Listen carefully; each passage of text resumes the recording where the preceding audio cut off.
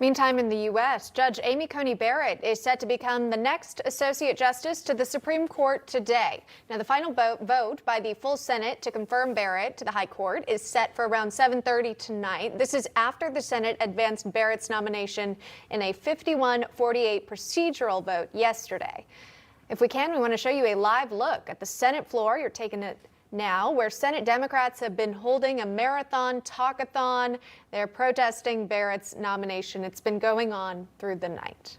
Joining us to discuss is Adam Goodman, partner at Ballard Partners and also a Newsmax columnist. Adam, we were just taking a brief look inside the Senate hearing room there and the floor. Clearly Democrats don't want this to happen, but it looks like her confirmation is going through anyway. Your thoughts on that? Isn't it interesting that Democrats don't show up for the committee vote, but they do show up to complain about it on, the day of the confirmation? For the record, as you know, Emma, 6 justices have been confirmed in an election year. This will be lucky 7. I always think that if someone's remembered by 3 names, not 2, like Ruth Bader Ginsburg, they're going to remember Amy Coney Barrett. And I think she's going to be a rising star in the court. She has sagacity and humanity. She's an adolescent among a lot of, she's mature among a lot of adolescents. And I think she is, when they asked, well, will you vote if there is any potential court case brought on the election of 2020, of course she's going to vote. I think she's going to be a real score for the Republicans, regardless of what happens on Election Day, Emma. The Republican Party, the conservative movement, has scored a big one that's going to last not just for a presidential term, but for generations. I was going to ask you about that because obviously millions of Americans, they've already cast their ballots. The rest are planning on waiting to cast their ballot in person on November 3rd. But I'm wondering how much of an impact this confirmation of Judge ACB will have on American voters. Does it encourage them to get out? And, how could it play on both sides of the aisle? Well, I think both sides are trying to inflame it for their own purposes. Remember how this vote's going, though, Emma. The early mail ballots certainly favoring the Democrats. The early voting is split, leaning Republican, and Election Day is going to be, I think, a big Republican day.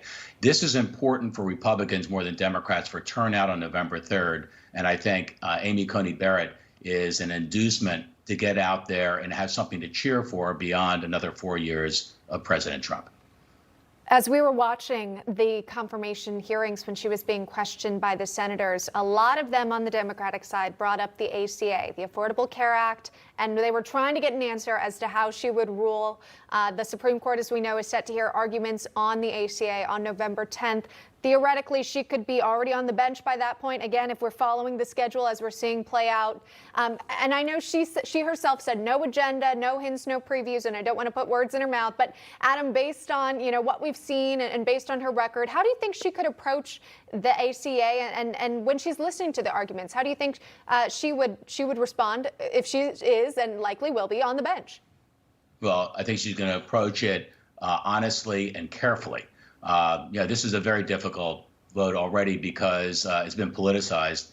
The big thing that Democrats are screaming, of course, is people with pre-existing conditions are going to be left on the sidelines, which is not going to happen under any ruling one way or the other or any Congress now or future. It's just not going to happen. But she's going to be it's going to be her first major kind of vote in the court. And maybe that's somewhat how she's going to be measured. But remember what's behind it. The court is looking at cases dealing with everything from citizenship and abortion to criminal justice and free speech, even regulation of the internet. This may be the first thing that will get attention. But I think over the course of time, with all the other issues that are going to be right behind it, Amy Coney Barrett and this particular court are going to develop a reputation that's going to I think will be remembered for generations. Yeah, major decisions set to come her way, along with the rest of the justices.